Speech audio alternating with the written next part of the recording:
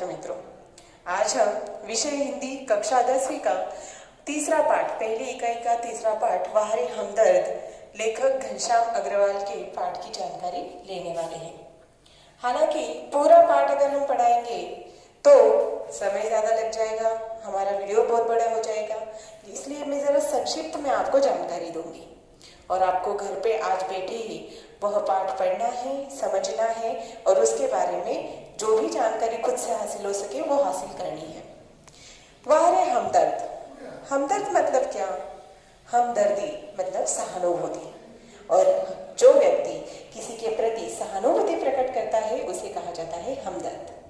हमदर्द सिर्फ एक ही प्रकार का नहीं होता, कई सारे प्रकार के हमदर्द होते हैं, लेकिन उसी की जानकारी कहीं न कहीं बड़े ही हास्य व्यंग्यात्मक स्वरूप में लेखक घनश्याम अग्रवाल ने अपने पाठ वाह रे हमदर्द में दी है।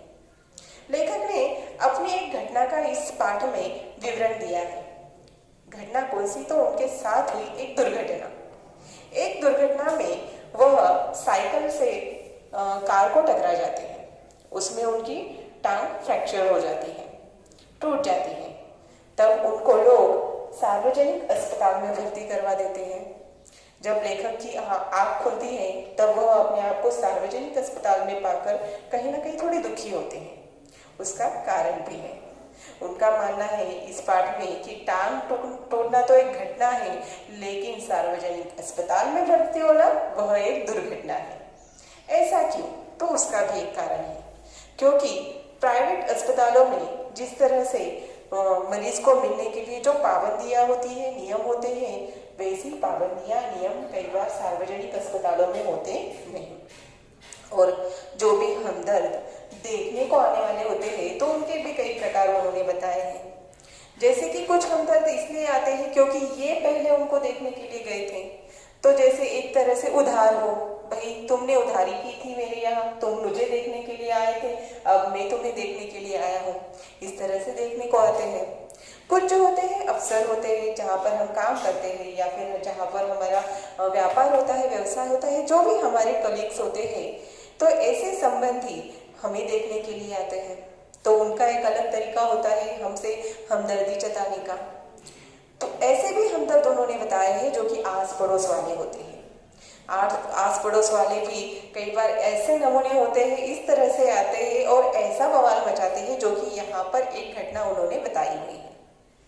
उनके आस पड़ोस की एक औरत सोनूबाई नाम की, वह जब उनको देखने के लिए आती है तो साथ में अपने 4 बच्चे भी लेकर आती है। एक क्या करता है तो दूसरा क्या करता है, और इसमें खुद मरीज यानी लेखक को कितनी तकलीफ होती है। यही नहीं तो उनकी टूटी टांग के साथ भी वह कहीं ना कहीं एक शरारत करते हैं, उनकी दवाई तक तोड़ डालते हैं। तो बजाय अपने बच्चे को डांटने के बजाय सोनूबाई कहती है कि अच्छी बात है दवाई की शीशी टूटना, मतलब कहीं ना कहीं आप जल्दी अच्छे होने वाले हैं। यही नहीं, जब उनके अफसर ऑफिस के, उनके कार्यालय के जो अफसर उनको देखने के लिए आते हैं तब वह सोए हुए होते हैं या फिर कहीं ना कहीं सोने का एक बर्ताव करते हैं, तब वह अफसर ये जताने के लिए भाई मैं तुम्हें देखने के लिए आया था, उनको जबरदस्ती जगाते हैं। जगाते वक्त वह रोकते नहीं जल्दी, तो क्या करते हैं पता है? उनकी टांग को ही हाथ मारते हैं, यानी कि कहीं ना कहीं उनको समझ में आना ही चाहिए भाई मैं तुमको देखने के लिए आया था। साथ ही अगर गांव के लोग कोई हो, आपके रिश्तेदार, वो अगर देखने के लिए आए तो कैसे बवाल मचाते हैं वो भी उन्होंने इस पाठ में बताया है। एक व्यक्ति ये सार्वजनिक अस्पताल में, वो भी प्राइवेट वार्ड में भर्ती हुए थे। एक व्यक्ति गांव से जैसे आता है, जैसे ही वह टैक्सी से उतरता है ऐसे जल्दी जल्दी आता है रूम में और उनके सीने पे सर रख के जोर जोर से रोने लगता है, दोहाइयां देने लगता है कि हाँ किसने किया, कार वालों का सत्यानाश हो, वगैरह वगैरह, बहुत रोता है। खुद मरीज यानी कि लेखक परेशान हो जाते हैं, अरे भाई मुझे इतना दर्द नहीं हो रहा है, तुझे इतना दुख क्यों हो रहा है। इतने में उनकी पत्नी को लगता है बहुत ही करीब वाले होंगे, वह जाकर टैक्सी वाले का भाड़ा भी दे आती है। लेकिन जब वह व्यक्ति अपना सिर उठा के लेखक को देखते हैं तब वह समझ जाते हैं भाई ये तो वो व्यक्ति है ही नहीं जिन्हें मैं देखने के लिए आया था। वह वहां से सॉरी बोल के, माफी मांग के निकल लेते हैं और पड़ोस के कमरे में जाकर फिर से वैसा रोना धोना शुरू कर देते हैं। ऐसे भी हमदर्द होते हैं। एक हमदर्द तो उन्होंने ऐसे भी बताया है जो कि उन्हीं के पहचान वाले कवि थे। ऐसे कवि जो कभी मिले तो जबरदस्ती उनकी 10-20 कविताएं उनको सुनाए बिना कभी छोड़ते नहीं थे। वही कवि जब उनको देखने के लिए आए तो मरीज यानी कि खुद लेखक इतने संकट में पड़ गए कि भाई अब तो इन्होंने उनको कुछ कविताएं चिपका ही देनी है, और वह वैसा ही करते हैं। ऐसी हालत अगर हमारी हो तो ऐसे हमदर्द तो हम भी नहीं चाहेंगे। हमदर्द यानी कि हमसे सहानुभूति प्रकट करने वाला व्यक्ति कैसा होना चाहिए, कहीं ना कहीं ऐसे तो नहीं होने चाहिए। यह इस पाठ से लेखक ने हमें जताने की कोशिश की है। तो इसीलिए लेखक ने आखिर में क्या कहा है, क्योंकि बड़े बेदर्द होते हैं ये हमदर्दी जताने वाले। आखिर में यह वाक्य उन्होंने इसलिए कहा होता है क्योंकि मरीज को जहां पर आराम की आवश्यकता होती है वहां पर यह हमदर्दी जताने वाले हमदर्द बिल्कुल भी कहीं ना कहीं आराम नहीं करने देते, और इसीलिए वह रे हमदर्द इस तरह से बहुत ही बढ़िया हास्य व्यंग्यात्मक स्वरूप का पाठ उन्होंने लिखा हुआ है। इस पाठ की जानकारी संक्षिप्त में मैंने आपको देने की कोशिश तो की है, लेकिन आपसे एक गुजारिश है, एक दरखास्त है कि आप इस पाठ को घर पे जरूर पढ़िएगा, अच्छी तरह से सोच समझ के पढ़िएगा। इसमें कई सारे अंग्रेजी शब्दों का, वैसे ही कुछ उर्दू शब्दों का और अन्य भाषाओं के कुछ शब्दों का भी इस्तेमाल किया गया है। हमारी हिंदी भाषा बहुत ही मन से बड़ी है, इसलिए उसमें कई सारी भाषाओं के अन्य शब्द समाहित हैं। तो जैसे कि कुछ पहला पैराग्राफ परिच्छेद में आपको दे रही हूँ और उसके ऊपर कुछ सवालों की जानकारी आपको दे रही हूँ, उतना समझ लीजिए। पहला परिच्छेद यानी कि जैसे उस दिन जब मैं पूंजीवादी और समाजवादी से लेकर आखिरी उसी पन्ने पर आखिरी जो लाइन है, यह तो एक खुला निमंत्रण है। इसके दरमियान से कुछ मैं आपको प्रश्न बताने जा रही हूँ, स्पष्ट करने जा रही हूँ। जैसे कि कृति 1 संजाल पूर्ण कीजिए। यह कृति जो होती है आकृति के माध्यम से प्रश्न आपको पूछे जाते हैं। पहला प्रश्न है, आंख खुलने पर लेखक ने यह देखा। जब लेखक को सार्वजनिक अस्पताल में भर्ती कराया गया था, तब जैसे उनकी आंख खुली, वह बेहोशी से बाहर आए, तो उन्होंने पहले क्या क्या देखा। आपके सामने किताब पुस्तक है, पुस्तक में आपको वह उत्तर मिल जाएंगे। जैसे कि उन्होंने जैसे ही आंख खुली तो मैंने अपने आप को एक बिस्तर पर पाया। इर्द गिर्द कुछ परिचित अपरिचित चेहरे खड़े थे। आंख खुलते ही उनके चेहरों पर उत्सुकता की लहर दौड़ गई, और यही नहीं तो उनकी एक टांग तो सही सलामत थी, पर दूसरी टांग रेत की थैली के सहारे स्टैंड पर लटक रही थी। यानी कि यह उनकी आंख खुलते हुए उन्होंने देखा। आपको उत्तर वहीं पर मिल जाएंगे, सिर्फ आपको ढूंढने हैं, समझने हैं। दूसरा सवाल, लेखक को यह फिक्र हुई।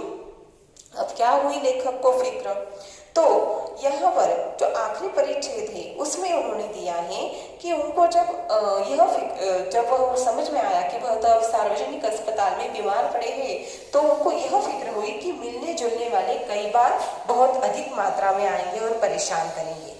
इस वजह से क्या हो जाता है, मरीज का आराम हराम हो जाता है। यही नहीं तो वह बहुत परेशान करते हैं, तकलीफ भी देते हैं। और प्राइवेट वार्ड तो जैसे लोगों के लिए खुला निमंत्रण होता है, सार्वजनिक वार्ड में तो कुछ नियम होते हैं, लोगों को ज्यादा बात नहीं करने देते, लेकिन प्राइवेट वार्ड में तो कभी भी आ सकते हैं। इस तरह से वह क्या हो गए थे, चिंतित हो गए थे, उनको फिक्र हुई थी। इस तरीके से आपको कृति पर प्रश्न पूछे जा सकते हैं, आपको उनके जवाब ठीक ढंग से ढूंढने हैं और हर एक में वह अच्छी तरह से लिखने हैं। आकृति के माध्यम से पूछे गए सवाल आकृति के माध्यम से ही जवाब लिखने हैं। कृति 2 में मैंने आपको यहाँ पर दी है शब्द संपदा, यानी कि एक तरह से व्याकरण पर आधारित यह प्रश्न होता है।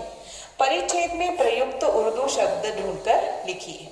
उर्दू शब्द मैंने आपसे पहले ही कहा कि हिंदी में कई सारे अन्य भाषाओं के शब्द भी समाहित होते हैं, तो एक जैसे कि उर्दू शब्द भी यहाँ पर कई सारे आपको मिलेंगे, जैसे कि इलाज, मरीज, फिक्र, तकलीफ, इर्द गिर्द, ऐसे और एक खामखा, ऐसे कई सारे उर्दू शब्द आपको पाठ में परिच्छेद में मिल जाएंगे, सिर्फ आपको समझने हैं और पढ़ने हैं। दूसरा सवाल है, परिच्छेद में प्रयुक्त शब्द युग्म ढूंढकर लिखिए। शब्द युग्म, शब्द युग्म उन शब्दों को कहा जाता है छात्र जहां पर 2 शब्द हम जोड़कर तो एकदम तुरंत बोल देते हैं, लेकिन जोड़कर लिखते नहीं। उनमें एक छोटी सी आड़ी रेखा होती है, योजक चिन्ह दिया जाता है। तो ऐसे कई सारे शब्द होते हैं, जैसे कि रात दिन, बात बात, खाते पीते, आते जाते, उठते बैठते वगैरह। तो ऐसे कई सारे शब्द इस परिच्छेद में आए हैं, जैसे कि एक दूसरे, सही सलामत, परिचित अपरिचित। इस तरह के जो शब्द आए हैं उनको कहा जाता है शब्द युग्म। ऐसे 4 से 5 शब्द युग्म आप सहज ढूंढकर लिख सकते हो। उनके बीच में एक छोटी सी आड़ी रेखा होती है, उनको जोड़कर लिखा नहीं जाता। आखिर में जो सवाल आपको इसमें पूछा जाता है वह स्वमत होता है। स्वमत यानी कि खुद का मत, खुद के विचार से, खुद की सोच से लिखने के लिए आपको वह प्रश्न पूछा जाता है। जहां पर यह प्रश्न आपको पूछा गया है, सार्वजनिक अस्पतालों में मरीजों को होने वाली परेशानियों के विषय में अपने विचार लिखिए। अब अगर आपने पाठ पढ़ा तो पाठ पढ़ते ही एक बात तो आपको समझ में आ जाएगी, लेखक को किस तरह की परेशानियां हुई। उसी तरह से आप खुद इसमें 2 मार्क के लिए कई सारा बड़ा जवाब या फिर कई सारे ऐसे मुद्दे आप लिख सकते हैं। सबसे पहले तो आप ये भी लिख सकते हैं, सार्वजनिक अस्पतालों में मरीजों को होने वाली परेशानियां इस तरह से होती हैं, और आप वह परेशानियां अपने शब्दों में लिख सकते हैं।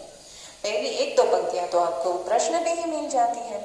2 मार्क के लिए, 2 अंकों के लिए आपको पूछा जाने वाला ये सवाल आपने जरूर लिखना है। अगर आपने ये छोड़ दिया तो आपके 2 अंक कम हो जाएंगे। इसमें आपने जो भी लिखा, अपने मत से लिखा, उसको आपको मार्क्स मिलेंगे ही, अंक मिलेंगे ही।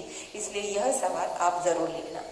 मैंने अपने तरीके से यह पाठ आपको समझाने की कोशिश की है।